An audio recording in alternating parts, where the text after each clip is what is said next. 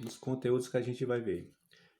As primeiras questões que vocês vão ver na atividade avaliativa vocês vão identificar um ponto no plano cartesiano. O que seria esse plano cartesiano? E o plano cartesiano é formado por duas retas, em que o ângulo ele mede 90 graus, certo?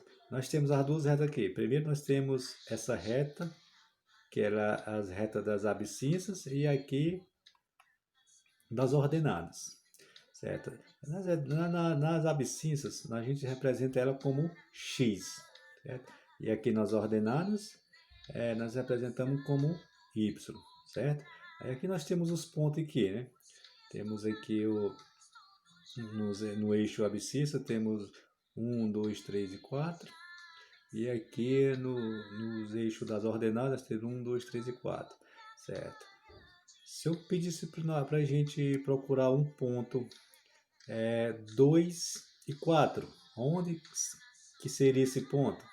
Nós temos aqui o 2, certo? Que sempre o eixo das abscissas vai vir primeiro para a gente procurar, que é x, e o 4. Então, nós pegaria aqui, ligava esse ponto até aqui, 4, né? Então ficava 2, 4. Então esse ponto nós teria ele aqui, certo? Aqui para frente aqui, ver se nós encontramos. Como eu disse, esse daqui das ordenadas é representado por y e o eixo das abscissas é representado por x, ok? Pronto, nós temos aqui um exemplo aqui. Eu tenho aqui o meu eixo x, pelo pezinho aqui representado, e o meu y representado aqui. Esse ponto eu ligo desse ponto aqui até aqui e nesse outro aqui. Então o meu ponto procurado é esse aqui, certo? Uma questãozinha aqui. Pediu aqui para a gente marcar os pontos A. A é o que? É 2, 3. Vamos procurar o 2 e o 3 aqui. Esse eixo das abscissas, onde é que ele ia ficar? 2, 3. Então 2, x aqui no eixo das abscissas e o 3 no eixo das ordenadas. Então o ponto, então esse ponto A, ele se encontra onde? 2 e o 3, que é aqui, encontramos aqui, certo? E assim sucessivamente. Aqui estou só relembrando aqui como é que a gente procura um ponto nos eixos das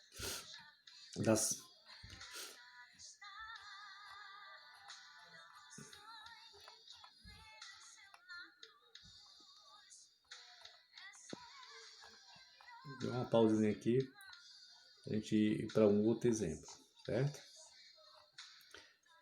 Agora a gente vai ver aqui em relação à raiz de uma função, certo? A raiz de uma função é todo ponto que corta o eixo das abscissas aqui, viu? No nosso x aqui, certo? Presta atenção que esse pontinho B aqui, ela é a nossa raiz. É a raiz de uma função, certo? Então, vocês podem ter em mente, né, que toda raiz de uma função é o ponto que corta esse eixozinho aqui, ó, o eixo x. Esse nosso eixo x aqui, o ponto que corta ele, isso aqui não é uma função do primeiro grau.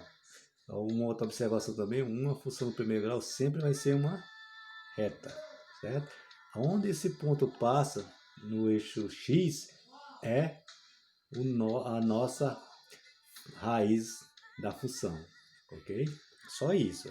Vocês têm que observar isso, certo? Que a raiz de uma função ele corta o nosso eixo x, esse eixozinho aqui, certo? Não é esse aqui, o eixo y, né? A raiz de uma função sempre vai cortar o eixo x, certo?